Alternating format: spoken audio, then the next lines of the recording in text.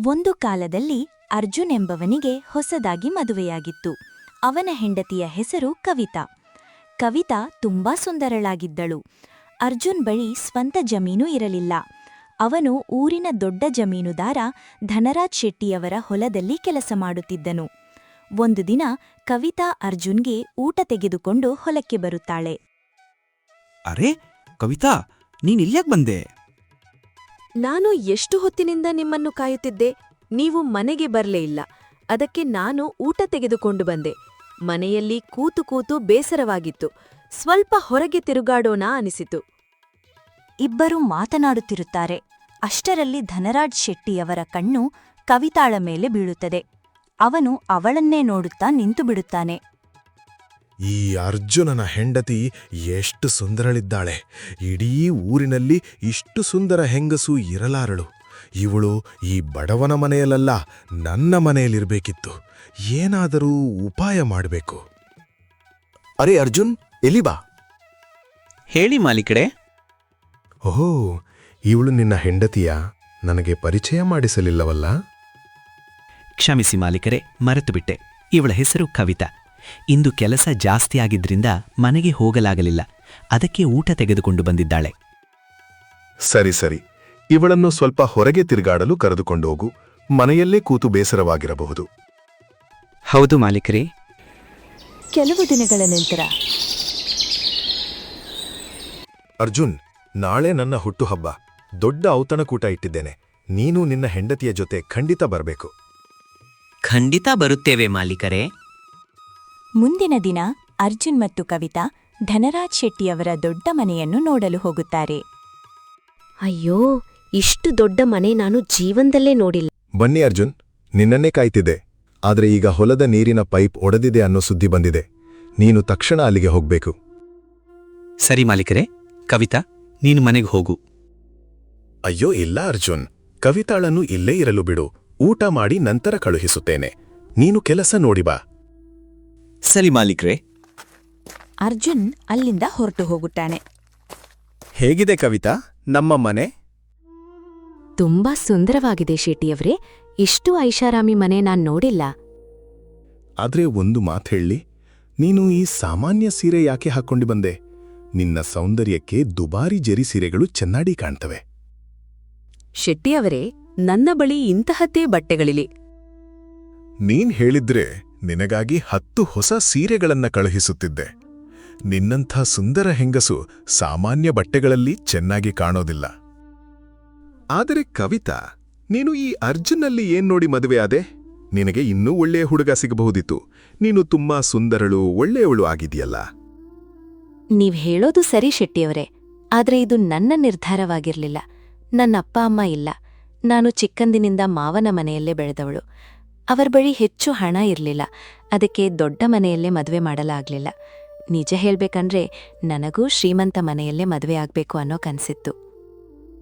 ಆದರೆ ಅರ್ಜುನ್ ನಿನಗೆ ಏನನ್ನೂ ಕೊಡಲಾರ. ನಿನ್ನ ಜೀವನವೆಲ್ಲ ಬಡತನದಲ್ಲೇ ಕಳೆಯುತ್ತದೆ. ಈಗ ಏನ್ ಮಾಡೋದು ಶೆಟ್ಟಿಯವರೇ? ಬಹುಶಃ ನನ್ನ ಅದೃಷ್ಟವೇ ಹೀಗಿರ್ಬೇಕು. ಧನರಾಜ್ ಶೆಟ್ಟಿ ಮನಸ್ಸಿನಲ್ಲಿ ಯೋಚಿಸುತ್ತಾನೆ. ಇವಳ ಮಾತು ಕೇಳಿದರೆ ಇವಳನ್ನು ಬಲೆಗೆ ಬೀಳಿಸುವುದು ತುಂಬಾ ಸುಲಭ. ಇವಳಿಗೂ ಐಷಾರಾಮಿ ಜೀವನವೇ ಬೇಕಂತೆ. ಕವಿತಾ, ಅದೃಷ್ಟ ಯಾವಾಗ ಬೇಕಾದ್ರೂ ಬದಲಾಗಬಹುದು. ಏನು ಹೇಳ್ತಿದ್ದೀರಾ ಶೆಟ್ಟಿಯವರೇ? ನನಗೆ ಅರ್ಥವಾಗಲಿಲ್ಲ. ಏನಿಲ್ಲ, ನಿಧಾನವಾಗಿ ಎಲ್ಲ ಅರ್ಥವಾಗ್ತದೆ. ನೀನೊಂದು ಕೆಲಸ ಮಾಡು, ನನ್ನ ಕೊಠಡಿಗೆ ಹೋಗು. ಅಲ್ಲಿ ನನ್ನ ಹೆಂಡತಿಯ ತುಂಬಾ ಸುಂದರ ಸೀರೆಗಳಿವೆ. ನಿನಗಿಷ್ಟವಾದದ್ದನ್ನು ಹಾಕಿಕೊ. ನಿನ್ನ ಈ ಸಾಮಾನ್ಯ ಸೀರೆ ನನಗೆ ಇಷ್ಟವಾಗುತ್ತಿಲ್ಲ. ಆದ್ರೆ ಶೆಟ್ಟಿಯವರೇ, ನಿಮ್ಮ ಹೆಂಡತಿಯ ಸೀರೆ ನಾನು ಹೇಗೆ ಹಾಕ್ಲಿ? ನನ್ನ ಹೆಂಡತಿ ಈಗ ಈ ಲೋಕದಲ್ಲಿಲ್ಲ ಕವಿತಾ. 5 ವರ್ಷಗಳ ಹಿಂದೆ ಅವಳು ಸತ್ತಳು. ಅವಳ ಬಟ್ಟೆ, ಆಭರಣಗಳು ಹಾಗೇ ಇವೆ. ಅವಳು ಹೋದ ಮೇಲೆ ನಾನು ಮತ್ತೆ ಮದುವೆ ಆಗ್ಲಿಲ್ಲ. ನನಗೆ ಇಷ್ಟವಾಗುವ ಹುಡುಗಿ ಸಿಕ್ಲೇ ಇಲ್ಲ. ಇಲ್ಲದಿದ್ದರೆ ನನ್ನ ಹೆಂಡತಿಯಾಗಿ ಬರುವವಳು ಈ ಮನೆಯಲ್ಲಿ ರಾಣಿಯಂತೆ ಬದುಕುತ್ತಿದ್ದಳು. ದುಬಾರಿ ಸೀರೆ, ಆಭರಣ ಎಲ್ಲವನ್ನೂ ಕೊಡುತ್ತಿದ್ದೆ. ಕಣ್ಣಿನ ಮೇಲಿಟ್ಟುಕೊಂಡು ನೋಡಿಕೊಳ್ಳುತ್ತಿದ್ದೆ. ಆದರೆ ಎಲ್ಲರ ಅದೃಷ್ಟ ನಿನ್ನಂತಿರೋದಿಲ್ಲ. ನಿನ್ನ ಅದೃಷ್ಟದಲ್ಲಿ ಅರ್ಜುನ್ ಇದ್ದಾನೆ. ಅವನು ನಿನಗೆ ಏನನ್ನೂ ಕೊಡಲಾರ. ಆದರೆ ನನ್ನ ಅದೃಷ್ಟದಲ್ಲಿ ಇದ್ದಿದ್ರೆ ನಿನ್ನನ್ನು ರಾಣಿಯಂತೆ ಇಟ್ಕೊಳ್ತಿದ್ದೆ. ಧನರಾಜ್ ಶೆಟ್ಟಿಯ ಮಾತುಗಳಿಂದ ಕವಿತಾಳ ಮನಸ್ಸಿನಲ್ಲಿ ಲೋಭ ಹುಟ್ಟುತ್ತದೆ. ಅವಳು ಅವರ ಕೊಠಡಿಗೆ ಹೋಗಿ ಒಂದು ದುಬಾರಿ ಜರಿ ಸೀರೆ ಧರಿಸುತ್ತಾಳೆ. ವಾಹ್, ಈ ಸೀರೆ ಎಷ್ಟು ಸುಂದರವಾಗಿದೆ. ಇವರು ಎಷ್ಟು ಶ್ರೀಮಂತರು. ಇವರ ಹೆಂಡತಿ ಎಷ್ಟು ಅದೃಷ್ಟವಂತಳಿರಬೇಕು. ಇಲ್ಲಿರುವ ಆಭರಣಗಳೇ ಸಾಕು. ಕಾಶ್, ಇವೆಲ್ಲವೂ ನನ್ನದಾಗಿದ್ದರೆ. ಆದ್ರೆ ನನ್ನ ಅದೃಷ್ಟದಲ್ಲಿ ಅರ್ಜುನ್ ಎಂಬ ಬಡವನೇ ಬರೆಯಲ್ಪಟ್ಟಿದ್ದಾನೆ. ಅವನು ನನಗೆ ಯಾವತ್ತೂ ಏನೂ ಕೊಡಲಿಲ್ಲ. ಈ ಕೊಠಡಿಯೂ ಎಷ್ಟು ಐಷಾರಾಮಿ. ಶೆಟ್ಟಿಯವರ ವಯಸ್ಸು ಜಾಸ್ತಿಯೇ ಇರಬಹುದು. ಆದ್ರೆ ಇಷ್ಟು ಶ್ರೀಮಂತ ಗಂಡ ಸಿಕ್ಕರೆ ಜೀವನವೇ ಬದಲಾಗುತ್ತದೆ. ಸ್ವಲ್ಪ ಹೊತ್ತಿನ ನಂತರ ಅರ್ಜುನ್ ಅಲ್ಲಿ ಬರ್ತಾನೆ. ಕವಿತಾಳನ್ನು ದುಬಾರಿ ಸೀರೆಯಲ್ಲಿ ನೋಡಿ ಆಶ್ಚರ್ಯಪಡ್ತಾನೆ. ಕವಿತಾ, ಈ ಸೀರೆ ಯಾರದ್ದು? ನೀನು ಯಾವಾಗ ಬದಲಾಯಿಸ್ಕೊಂಡೆ? ಅದು ನನ್ನ ಸೀರೆ ಮೇಲೆ ಊಟ ಬಿದ್ದು ಮಸಿಯಾಗಿತ್ತು. ಅದಕ್ಕೆ ಶೆಟ್ಟಿಯವರು ಈ ಸೀರೆ ಕೊಟ್ರು. ಕವಿತಾ ಸುಳ್ಳು ಹೇಳುತ್ತಾಳೆ. ಧನರಾಜ್ ಶೆಟ್ಟಿ ಮನಸ್ಸಿನಲ್ಲಿ ನಗುತ್ತಾನೆ. ವಾಹ್, ಈ ಕವಿತಾ ನನ್ನಿಗಿಂತಲೂ 2 ಹೆಜ್ಜೆ ಮುಂದೆ ಇದ್ದಾಳೆ. ನನ್ನ ಕೆಲಸ ಇನ್ನೂ ಸುಲಭವಾಯಿತು. ಇವಳು ಸಂಪೂರ್ಣವಾಗಿ ನನ್ನ ಬಲೆಗೆ ಸಿಕ್ಕಿಬಿದ್ದಿದ್ದಾಳೆ. ತುಂಬಾ ಧನ್ಯವಾದಗಳು ಶೆಟ್ಟಿಯವರೇ. ನಾಳೆ ಈ ಸೀರೆಯನ್ನು ತಂದುಕೊಡುತ್ತೇನೆ. ಅಯ್ಯೋ ಬೇಡ ಅರ್ಜುನ್, ನನ್ನ ಮನೆಯಲ್ಲಿ ಈ ಸೀರೆ ಹಾಕುವವರು ಯಾರಿದ್ದಾರೆ? ಇದು ಕವಿತಾಳ ಬಳಿಯೇ ಇರಲಿ. ಅವಳಿಗೆ ತುಂಬ ಚೆನ್ನಾಗಿ ಕಾಣುತ್ತಿದೆ. ಇದನ್ನು ಉಡುಗೊರೆ ಎಂದುಕೊಳ್ಳಿ. ಸರಿ ಮಾಲೀಕರೇ, ತುಂಬಾ ಧನ್ಯವಾದಗಳು. ಬಾ ಕವಿತಾ, ಮನೆಗೆ ಹೋಗೋಣ. ಇಬ್ಬರೂ ಅಲ್ಲಿಂದ ಹೊರಡ್ತಾರೆ. ಹೀಗೆ ದಿನಗಳು ಕಳೆಯುತ್ತವೆ.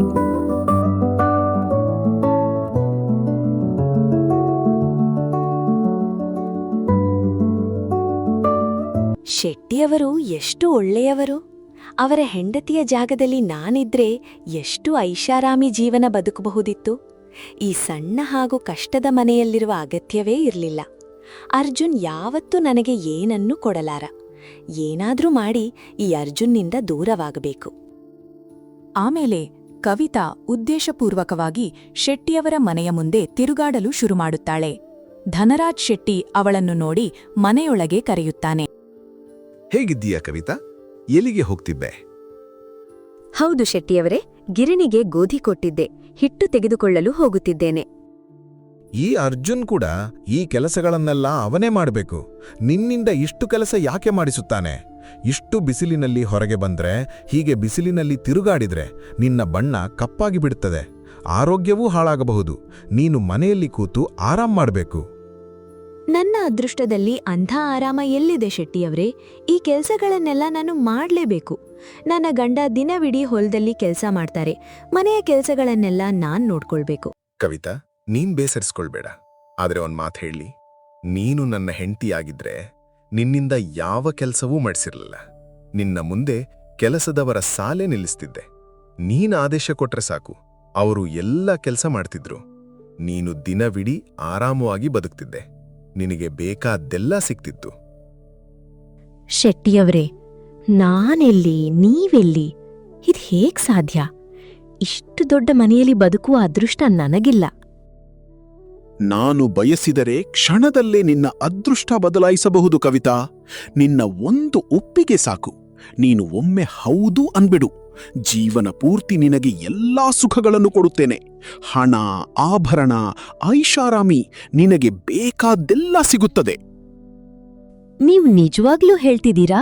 ನನಗಿವೆಲ್ಲ ಸಿಗುತ್ತವೆಯಾ? ನಿನ್ನ ಮೇಲೆ ಪ್ರಮಾಣ ಮಾಡಿ ಹೇಳ್ತೀನಿ ಕವಿತಾ. ನಿನ್ನನ್ನು ನಿಜವಾದ ರಾಣಿಯಂತೆ ನೋಡ್ಕೊಳ್ತೀನಿ. ನೀನೊಮ್ಮೆ ಆ ಅರ್ಜುನನ್ನು ಬಿಟ್ಟು ನನ್ನ ಬಳಿಗೆ ಬಾ. ನಂತರ ನಿನ್ನ ಜೀವನ ಹೇಗೆ ಬದಲಾಗುತ್ತದೆ ನೋಡಿ.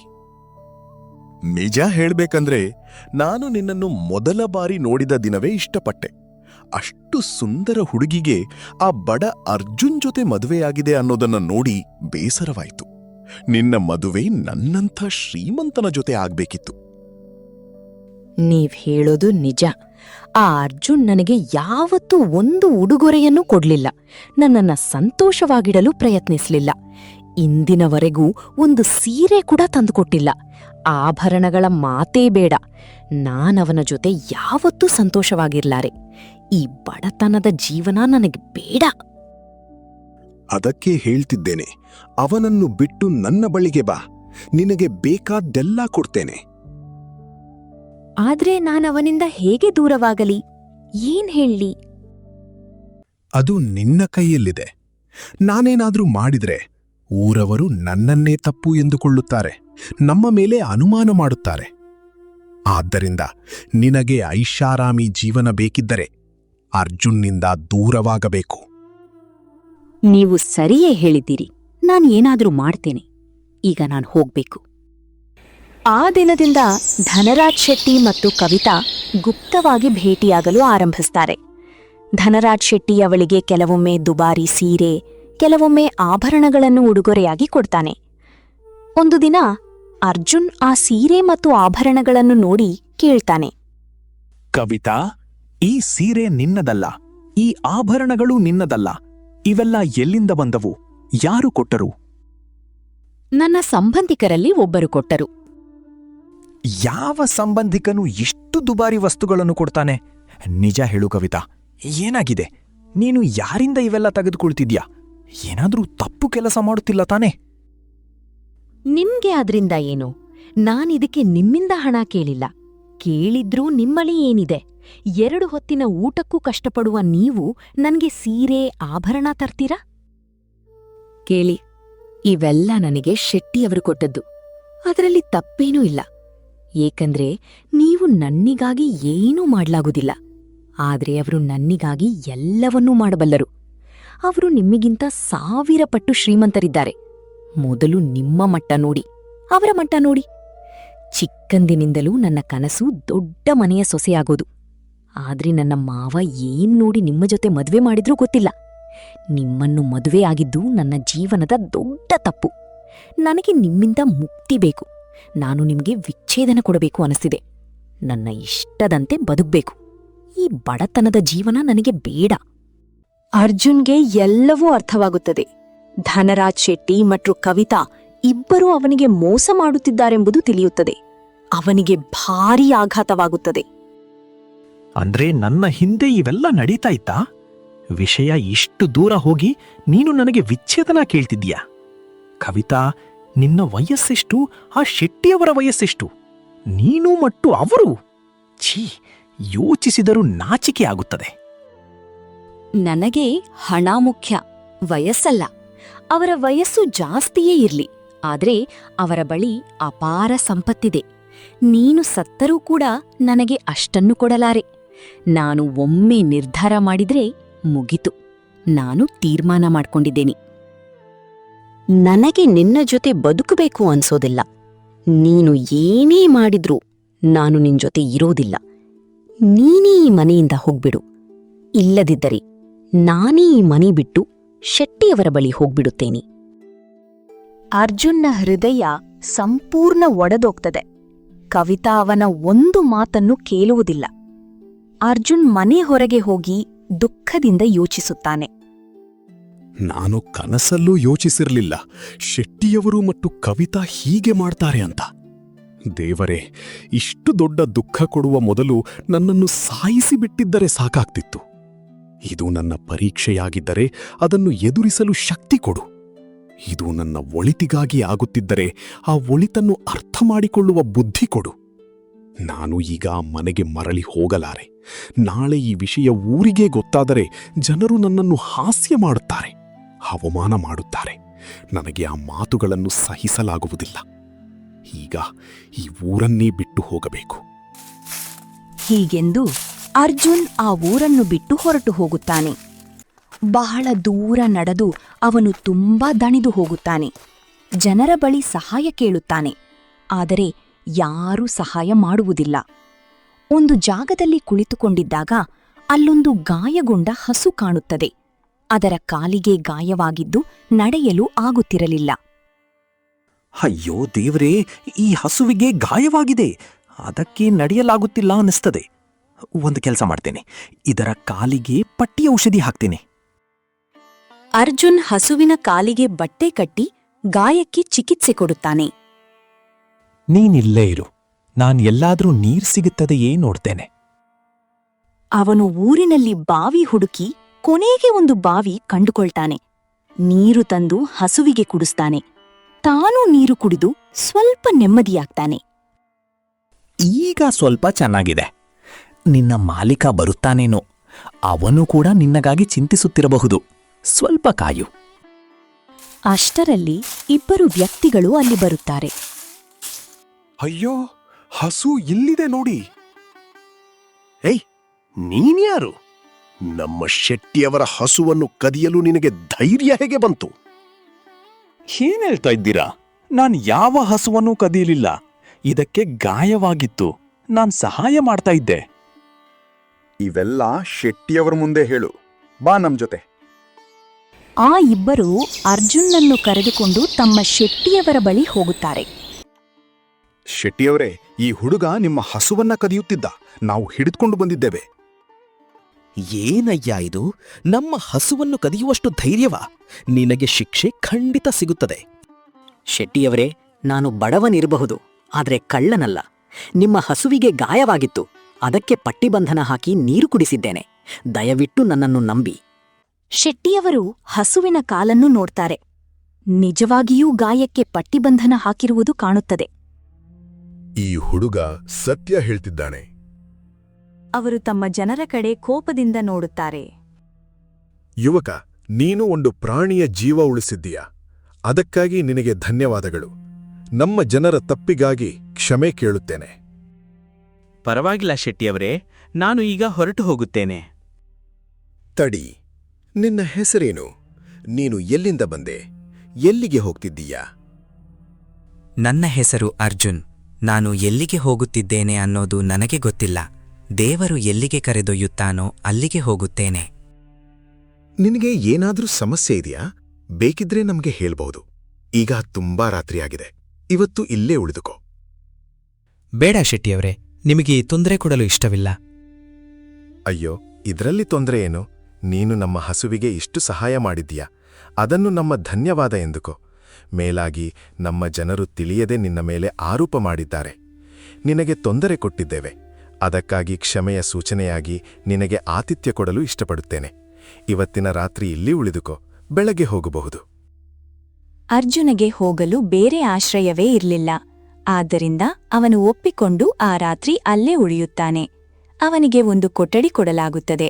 ರುಚಿಕರವಾದ ಊಟವನ್ನು ಬಡಿಸಲಾಗುತ್ತದೆ. ಅಷ್ಟು ರುಚಿಯಾದ ಊಟವನ್ನು ನೋಡಿ ಅರ್ಜುನ್ ಯೋಚಿಸುತ್ತಾನೆ. ಇಷ್ಟು ಒಳ್ಳೆಯ ಊಟ ಮುಂದೆ ಮತ್ತೆ ಸಿಗುತ್ತದೋ ಇಲ್ಲವೋ ಗೊತ್ತಿಲ್ಲ. ಸ್ವಲ್ಪ ತಿಂದು ಉಳಿದುದನ್ನು ತೆಗೆದುಕೊಂಡು ಹೋದರೆ ಪ್ರಯಾಣಕ್ಕೆ ಉಪಯೋಗವಾಗುತ್ತದೆ. ಅವನು ಸ್ವಲ್ಪ ಮಾತ್ರ ತಿಂದು ಉಳಿದ ಊಟವನ್ನು ಬದಿಗಿರಿಸುತ್ತಾರೆ. ಇದನ್ನೆಲ್ಲ ಶೆಟ್ಟಿ ಪ್ರೇಮಚಂದ್ ಗಮನಿಸುತ್ತಾರೆ. ಈ ಮನುಷ್ಯ ತುಂಬಾ ಒಳ್ಳೆಯವನು. ನಾನು ನೋಡಿದ್ದು ಸಾಕು. ಅವನ ಸ್ವಭಾವ ಅರ್ಥ ಮಾಡಿಕೊಳ್ಳನು. ನಾಳೆ ಅವನ ಜೊತೆ ಮಾತಾಡಬೇಕು. ಮುಂದಿನ ದಿನ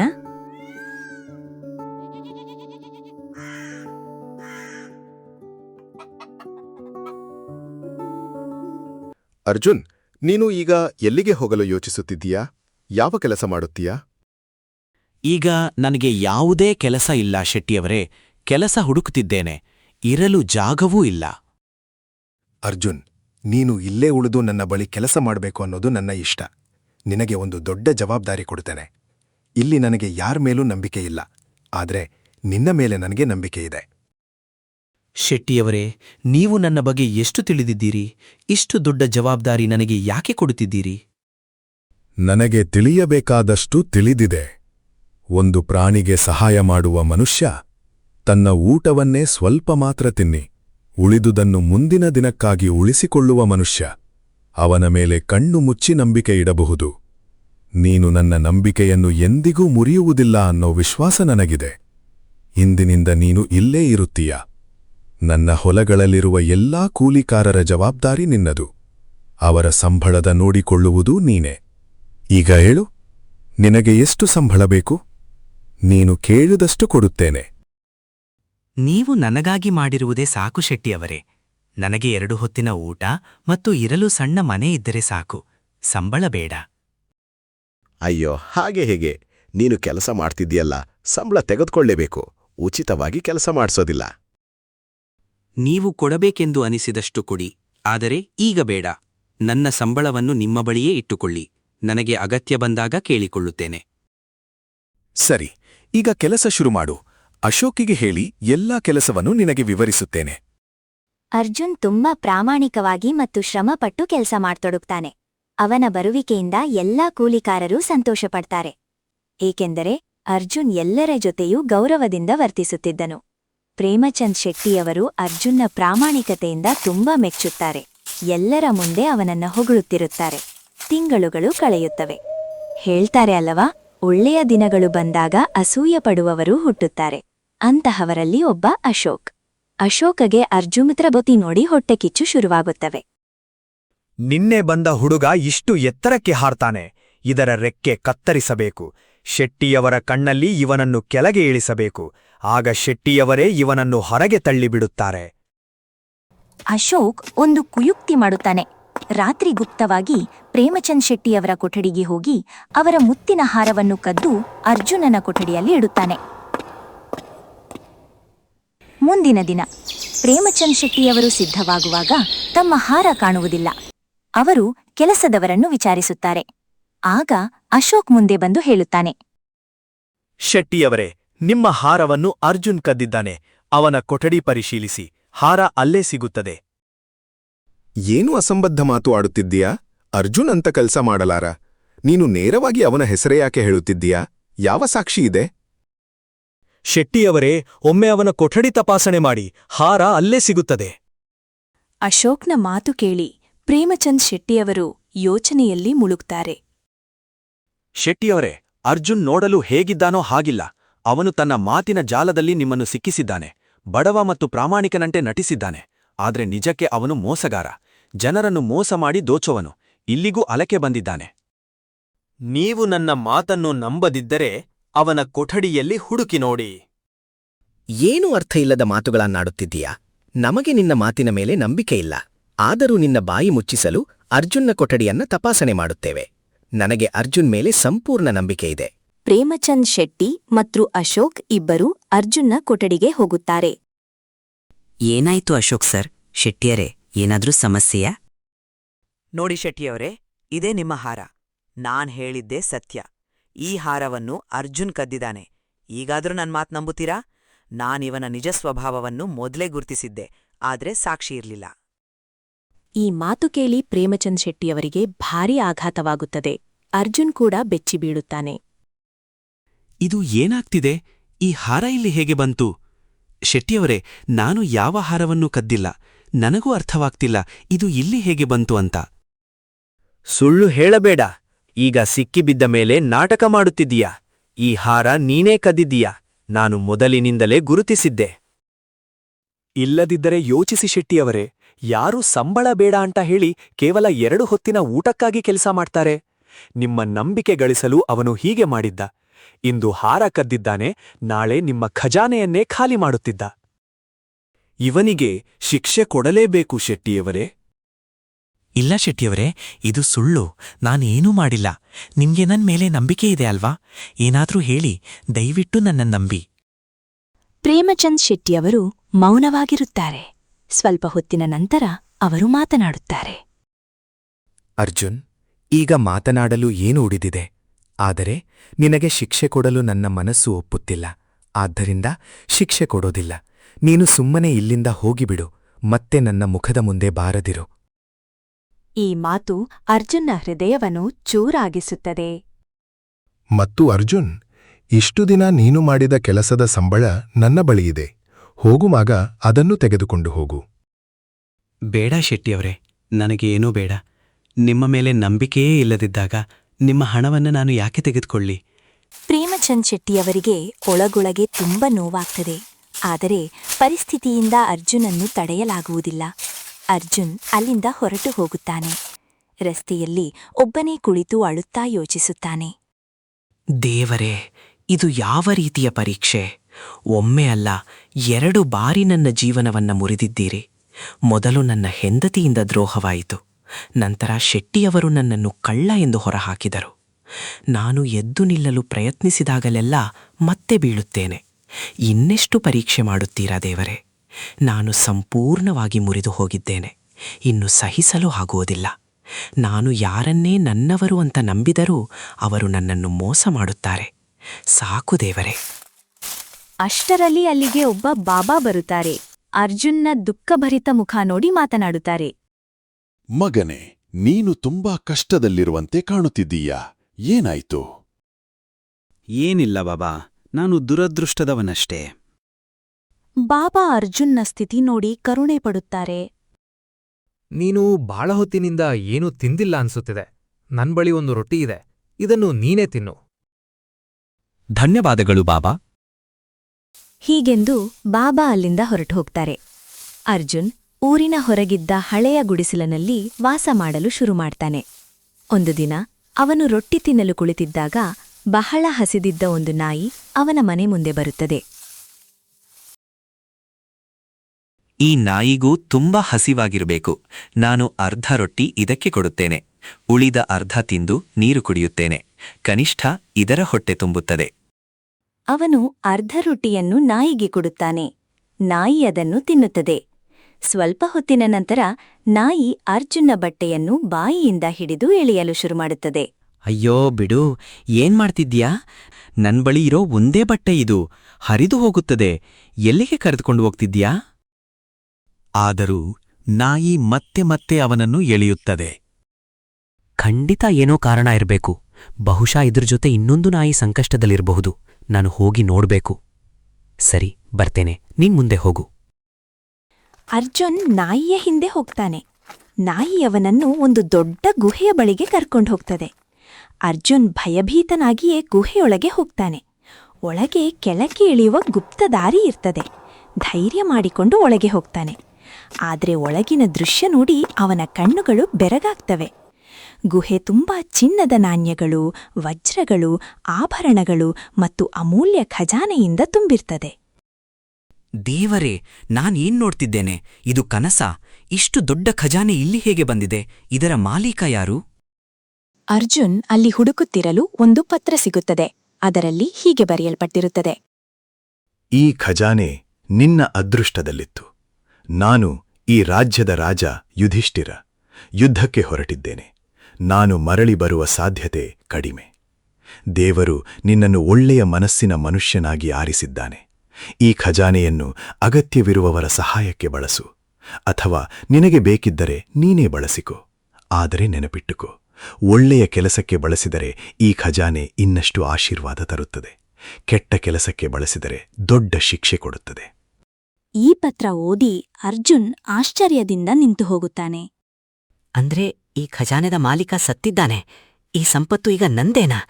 ದೇವ್ರೆ, ನಾನು ಕನಸಲ್ಲೂ ಇಷ್ಟೊಂದು ಸಿಗ್ತದೆ ಅಂತ ಯೋಚಿಸಿರ್ಲಿಲ್ಲ. ನಿನಗೆ ಕೋಟಿ ಕೋಟಿ ಧನ್ಯವಾದಗಳು. ನಾನು ಆ ನಾಯಿಗೆ ಕೇವಲ ಅರ್ಧ ರೊಟ್ಟಿ ಕೊಟ್ಟೆ, ಅದರ ಬದಲಿಗೆ ನೀನು ನನಗೆ ಇಷ್ಟೊಂದು ಕೊಟ್ಟೆ. ದೇವರ ಲೀಲೆ ಅಚ್ಚರಿಯಾಗಿದೆ.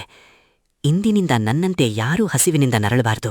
ಆ ದಿನದ ನಂತರ ಅರ್ಜುನ್ ಒಂದು ದೊಡ್ಡ ಐಷಾರಾಮಿ ಮನೆ ಖರೀದಿಸ್ತಾನೆ. ಪ್ರತಿದಿನ ಬೆಳಿಗ್ಗೆ ಮತ್ತು ಸಂಜೆ ದೇವಾಲಯದಲ್ಲಿ ಅನ್ನ ಸಂತರ್ಪಣೆ ಮಾಡಿಸ್ತಾನೆ, ಬಡವರ ಹೊಟ್ಟೆ ತುಂಬಿಸಲು. ಸುತ್ತಮುತ್ತಲಿನ ಎಲ್ಲಾ ಊರಿಗೂ ಘೋಷಣೆ ಮಾಡಿಸ್ತಾನೆ: ಕೇಳ್ರಪ್ಪೋ ಕೇಳ್ರಿ, ಯಾರಿಗಾದರೂ ಸಹಾಯ ಬೇಕಿದ್ದರೆ ಅರ್ಜುನ್ನನ್ನು ಸಂಪರ್ಕಿಸಬಹುದು. ಕೇಳ್ರಪ್ಪೋ ಕೇಳ್ರಿ.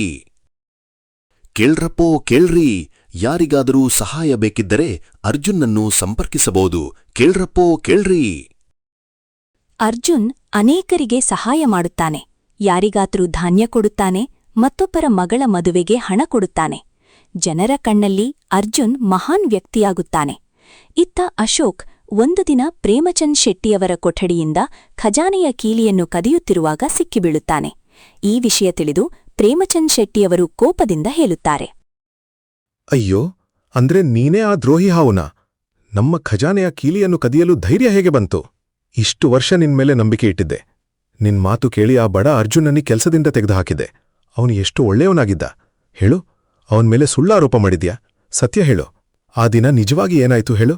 ಆ ಹಾರವನ್ನ ಅರ್ಜುನ್ ಕದ್ದಿದ್ನಾ ಅಥವಾ ನೀನೇ ಕದ್ದಿದ್ಯಾ? ಈಗ್ಲೂ ಸುಳ್ಳು ಹೇಳಲು ಪ್ರಯತ್ನ ಮಾಡಿದ್ರೆ ನಿನ್ ಪರಿಸ್ಥಿತಿ ಏನಾಗುತ್ತೆ ಅನ್ನೋದನ್ನ ನೀನೇ ಊಹಿಸಲಾರೆ. ಅಶೋಕ್ ಭಯದಿಂದ ನಡುಗಲು ಶುರು ಮಾಡುತ್ತಾನೆ. ಅವನ ಮುಖದಿಂದ ಬೆವರು ಸುರಿಯುತ್ತಿರುತ್ತದೆ. ಶೆಟ್ಟಿಯವರೇ, ನನ್ನನ್ನು ಕ್ಷಮಿಸಿ. ನಾನು ತಪ್ಪು ಮಾಡಿದೆ. ಅಂದರೆ ಅರ್ಜುನ್ ನಿರಪರಾಧಿಯೇ?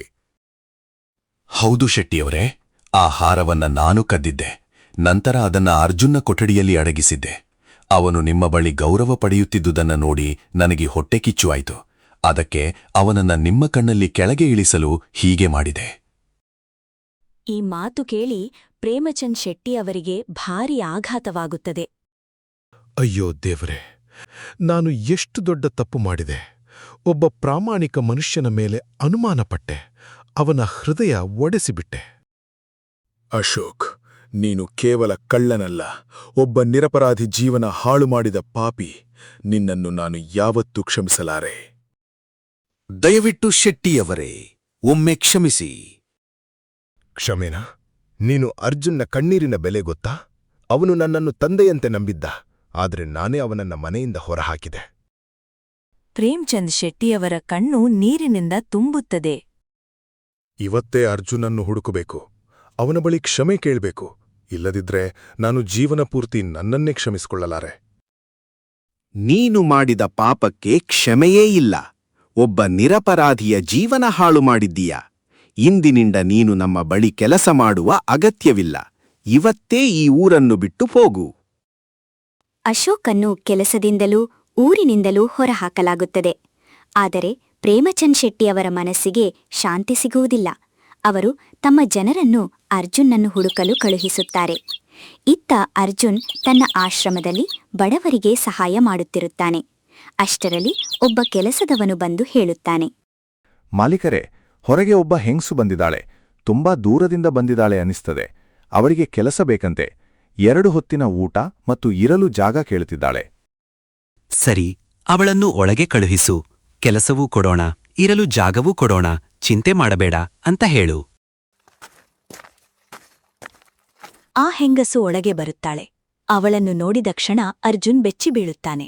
ಅವಳು ಬೇರೆ ಯಾರೂ ಅಲ್ಲ, ಕವಿತಾ. ಕವಿತಾಳು ಅರ್ಜುನನ್ನು ಮತ್ತು ಅವನ ಐಷಾರಾಮಿ ಮನೆಯನ್ನು ನೋಡಿ ಆಶ್ಚರ್ಯದಿಂದ ನಿಂತುಬಿಡುತ್ತಾಳೆ.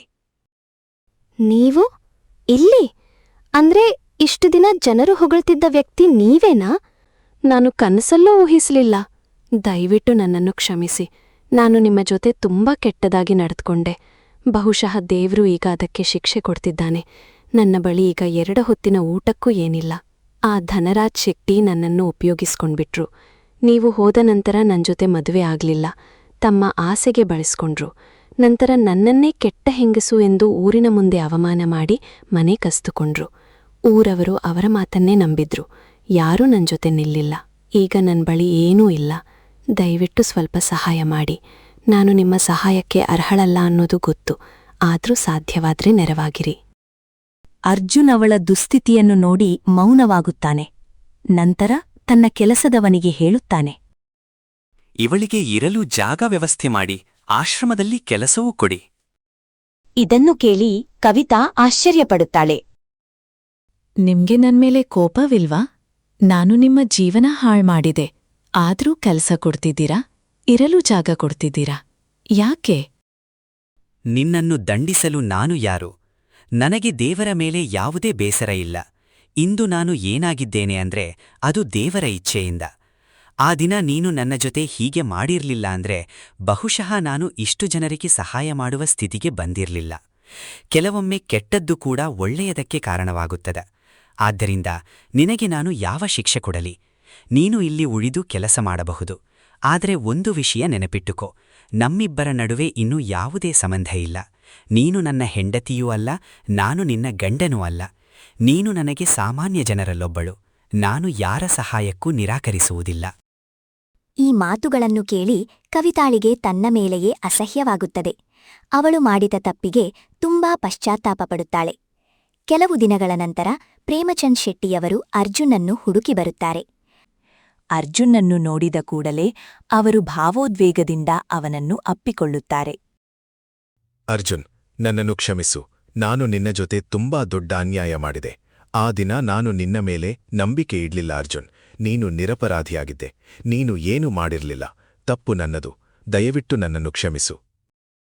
ಅಯ್ಯೋ ಶೆಟ್ಟಿಯವ್ರೆ, ನೀವು ಕ್ಷಮೆ ಕೇಳಬೇಡಿ. ಆ ದಿನ ನೀವು ನನ್ನನ್ನ ಅಲ್ಲಿಂದ ಹೊರಹಾಕಿರಲಿಲ್ಲ ಅಂದ್ರೆ ಇಂದು ನಾನು ಈ ಸ್ಥಾನದಲ್ಲಿರುತ್ತಿರಲಿಲ್ಲ. ಇವತ್ತು ನೋಡಿ, ಸಾವಿರಾರು ಜನರ ಹೊಟ್ಟೆ ತುಂಬುತ್ತಿದೆ. ಎಷ್ಟೋ ಜನರಿಗೆ ಕೆಲಸ ಸಿಕ್ಕಿದೆ. ಅವರ ಮನೆಗರು ಚೆನ್ನಾಗಿ ನಡೆಯುತ್ತಿವೆ. ಯಾರೂ ಹಸಿವಿನಿಂದ ನರಳುತ್ತಿಲ್ಲ. ಇಲ್ಲಿ ಪ್ರತಿದಿನ ಬೆಳಿಗ್ಗೆ ಸಂಜೆ ಅನ್ನ ಸಂತರ್ಪಣೆ ನಡೆಯುತ್ತದೆ. ಜನರೆಲ್ಲ ಸಂತೋಷದಿಂದ ಬದುಕುತ್ತಿದ್ದಾರೆ. ಇದಕ್ಕೆಲ್ಲ ಕಾರಣ ನೀವು. ಆ ದಿನ ನೀವು ನನ್ನನ್ನು ಹೊರಹಾಕಿರ್ಲಿಲ್ಲ ಅಂದ್ರೆ ನನಗೆ ಈ ಖಜಾನೆ ಸಿಗುತ್ತಿರಲಿಲ್ಲ. ನಾನು ಇಷ್ಟು ಜನರಿಗೆ ಸಹಾಯ ಮಾಡುವ ಸ್ಥಿತಿಗೂ ಬರ್ತಿರ್ಲಿಲ್ಲ. ಆದ್ರಿಂದ ನೀವು ನನ್ನ ಬಳಿ ಕ್ಷಮೆ ಕೇಳಬೇಡಿ. ಇದರಲ್ಲೂ ನಿಮ್ಮ ದೊಡ್ಡ ಪಾತ್ರ ಇದೆ. ಇಂದು ನಾನು ಇಲ್ಲಿ ನಿಂತಿದ್ದೇನೆ ಅಂದ್ರೆ ಅದಕ್ಕೆ ನೀವು ಕೂಡ ಕಾರಣ. ಧನ್ಯವಾದ ಹೇಳಬೇಕಾದದ್ದು ನಾನು. ಪ್ರೇಮಚಂದ್ ಶೆಟ್ಟಿಯವರ ಕಣ್ಣು ನೀರಿನಿಂದ ತುಂಬುತ್ತದೆ. ನಿಜವಾಗಿಯೂ ಅರ್ಜುನ್, ನೀನು ಮಹಾನ್ ಮನುಷ್ಯ. ನಾನು ನಿನ್ನ ಜೊತೆ ಎಷ್ಟು ಕೆಟ್ಟದಾಗಿ ನಡ್ಕೊಂಡ್ರೂ ನಿನ್ನ ಮನಸ್ಸಿನಲ್ಲಿ ನನ್ನ ಮೇಲೆ ಕೋಪವೇ ಇಲ್ಲ. ನಿನ್ನನ್ನು ಅರ್ಥ ಮಾಡಿಕೊಳ್ಳುವಲ್ಲಿ ನಾನು ದೊಡ್ಡ ತಪ್ಪು ಮಾಡಿದೆ. ಜನರಿಗಾಗಿ ನೀನು ಮಾಡ್ತಿರುವ ಕೆಲಸ ಅಸಾಧಾರಣ. ಎಲ್ಲರಿಗೂ ಅದು ಸಾಧ್ಯವಿಲ್ಲ. ದೇವರು ನಿನ್ನನ್ನು ಯಾವಾಗಲೂ ಸಂತೋಷವಾಗಿರಿಸಲಿ ಮಗನೇ. ನಿನ್ನ ಜೀವನ ಇನ್ನಷ್ಟು ಬೆಳಗಲಿ. ಅರ್ಜುನ್ ನಗುತ್ತಾ ಕೈ ಜೋಡಿಸುತ್ತಾರೆ. ದೇವರು ಎಲ್ಲರಿಗೂ ಒಳ್ಳೆಯದು ಮಾಡಲಿ ಶೆಟ್ಟಿಯವರೇ. ಮನುಷ್ಯನು ಒಳ್ಳೆಯ ಕೆಲಸ ಮಾಡಿದರೆ ದೇವರು ಅವನ ಕೈ ಎಂದಿಗೂ ಬಿಡುವುದಿಲ್ಲ. ಸ್ನೇಹಿತರೆ, ಹಣಕ್ಕಿಂತ ದೊಡ್ಡದು ಒಳ್ಳೆಯ ಮನಸ್ಸು. ಒಳ್ಳೆಯ ಕೆಲಸ ಮಾಡಿದವನನ್ನು ದೇವರು ಯಾವತ್ತೂ ಕೈಬಿಡೋದಿಲ್ಲ. ಕಥೆ ಇಷ್ಟವಾದರೆ ವಿಡಿಯೋಗೆ ಲೈಕ್ ಮಾಡಿ, ಶೇರ್ ಮಾಡಿ ಮತ್ತು ನಮ್ಮ ಚಾನಲ್ ಅನ್ನು ಸಬ್ಸ್ಕ್ರೈಬ್ ಮಾಡೋದನ್ನ ಮರೆಯಬೇಡಿ.